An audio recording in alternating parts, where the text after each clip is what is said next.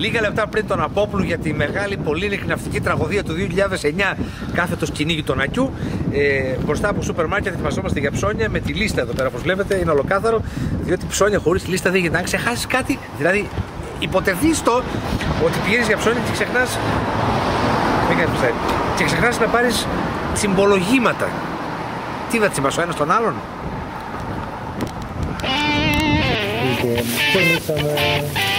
Τώρα ψωνίσαμε και βάζουμε τα πράγματα στις σακούλες με αποτέλεσμα και ψωνίσαμε πάρα πολλά χρήσιμα πράγματα, τα οποία θα δείτε στη συνέχεια. Έχει μέλλον. Ναι. Πολλά χρήσιμα πράγματα, αλλά δεν μπορούν να είναι δηλαδή προεξαρχούσεις της Φαρίν Λακτέ. Διότι κανένα ταξίδι με ιστιοπλοεία και κανένα ταξίδι για ψάρεμα δεν είναι πλήρες χωρίς Φαρίν Λακτέ. Δίδαγμα. Αυτό δεν. Θα ρωτήσεις κάτι? Αυτό ήταν.